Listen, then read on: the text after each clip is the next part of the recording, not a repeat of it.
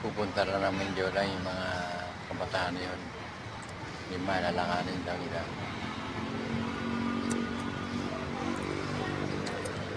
Meron dito mga nag-uumpok-umpok doon sa to be respected, they want to sit at the best seat of the table, no? So nandun na yun, ano? Kasi nga parang kung ikaw ay may katungkulan, may kapangyarihan, at may katayuan, inaasahan nila na siyempre bibigyan sila ng special treatment. So normal naman na nangyayari yan sa ating lipunan at hindi na sa ating sanlibutan, no? Kaya lang ang tanong dito kasi ganito lang, kasimple naman yan, no? Kung ikaw ay binabayaran ng pamahalaan at ikaw ay nakikinabang sa buwis ng mamamayan, siguro dapat lagi natin ilagay sa ating kaisipan at sa ating puso na tayo ay nandyan hindi para tingalain at pagsilbihan. Kaya nga sinasabi, public servant, dapat ikaw yung nagsisilbi, di ba? May kasabihan, the last should be first and the first should be last, no? So, dapat ikaw yung nagsisilbi, dapat ikaw yung mapagkumbaba dahil nabigyan ka na napakaraming pribileyo at maraming kumbaga biyaya, no, sa buhay. Samantalang yung mga kababayan natin, sila yung naglukluk sa iyo dyan, no? So, that is should be in the hearts and the minds of our public officials. But, of course, being a human being, hindi talaga maalis yun. No? Nakikita naman natin, lahat tayo tao lamang, lahat tayo natatangay din, no? Ng ganyang mga tukso at ng ganyang mga ganyang damdamin, no? Pero siguro dapat yun nga araw-araw, dapat ipaalala natin sa ating mga sarili, kung public official ka, na hindi ganoon ang katayuan mo. Dapat ikaw yung nagpapakumbaba, ikaw yung nagbibigay, kumbaga sa mga kababayan mo dahil napakarami mo ng biyaya at pribileyo na nakukuha sa ating lipunan. No? Kaya nga ito, hindi rin nagiging magandang example to. No? Kaya nga kahit na si President Pinoy, no? Former President Pinoy, kanya pinatupad yung no wagwang policy. Kaya hindi siya makalimutan ng mga tao. No? Kasi ibig sabihin, kahit na Pangulo ka, huwag kang magwangwang dahil para sa ganun, sinasabi niya na kayo ang boss ko. No? Pero of course, in person, in reality, siya pa rin ang boss kasi siya ang presidente. Pero kahit na paano, pinapakita niya na siya ay nagpapakumbaba, siya ay may bababang kalooban para sa ganito pakita sa mga kababayan natin at mga ibang opisyales na ganito yung tamang pamumuno at ganito yung tamang pamamahala para sa ganun hindi mawalan ng respeto ang ating mga kababayan sa mga pamahalaan na ating pinagsisilbihan. Kaya nga sinasabi ko sa ating mga kababayan na kaya napaka-importante ng edukasyon is para maintindihan natin kung ano ba talaga ang nangyayari sa ating bayan at ating mga public officials. Kapag nakita nyo na napakayabang nila, napakasiga nila, napakarangyan ng buhay nila, magtanong-tanong na kayo. Kaya pag mataas ang edukasyon ng bawat kababayan natin, may intindihan nyo na hindi tama to. May mismatch sa katunayan na buhay kung ano ba talagang, sino talagang dapat mamuno sa ating bayan. Kaya pag naayos ang edukasyon, tatalino ang bayan, aasenso ang bayan. Para sa edukasyon, ako si Morgan Say, ang inyong coach ng bayan. Yan ang pinaglalaban ng Ilocano Defenders Party List. Mga minamahal kong kababayan, isa lamang ang aming pinaglalaban at sinusulong na may taas ang kaalaman at karunungan ng ating mga kababayan para na sa ganon magkaroon sila ng mas matiwasay na kinabukasan. Ako po si Michael Say, ang inyong dad ng bayan.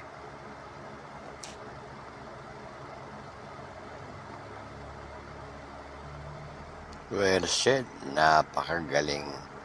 Ang ganda ng discussion. Ang ganda ng mga paliwanag. Kayo po ay nanonood, nakikinig sa Nilo Isla TV. Maraming salamat po. God bless.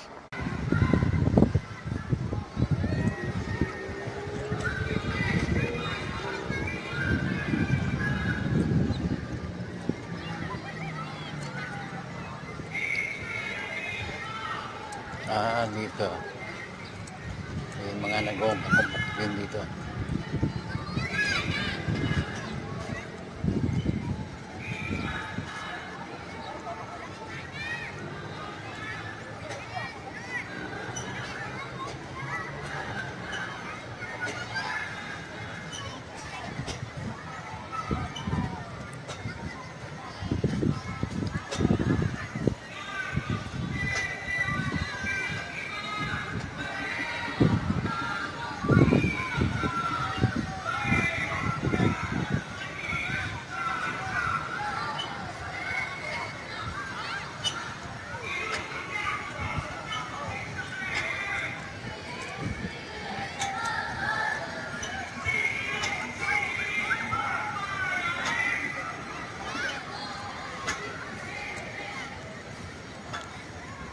Hindi sila makapunta rito sa gitna kasi nakasara, may mga sundalo.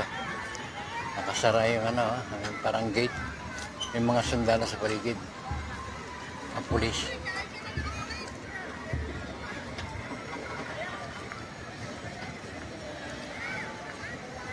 Oh, dito pala yung rally, hindi sa Quirino Grandstand. Nagbawal siguro sila doon. Nagbawalan.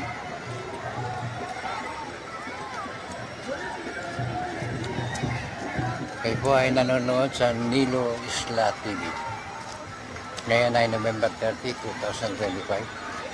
Galing ako ng Quirino, walang mga nagrarally doon. Nandito pala sila. Ayan, marami pala. Oh.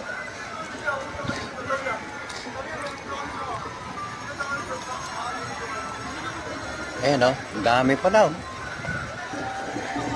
Hindi rin sila makapasok dito sa malawak na damuhan na yan. Ayan ang grandstand sa dulo. Walang tao. Dito sila pinayagan. Hanggang dito lang.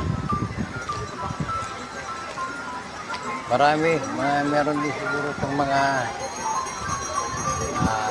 10,000. Palagay na natin. Pero mga kung tutusin, mga 1,000 lang ito. 5,000 kasi marami na yan.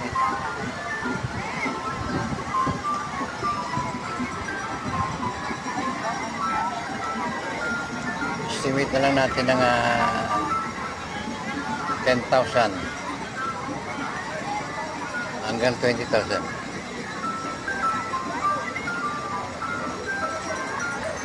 Karapatan.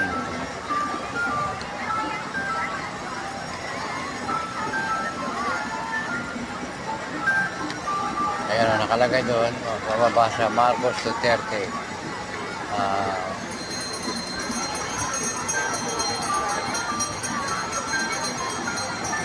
Patarsikin. Wala na si Duterte. Paano ba patarsikin yan?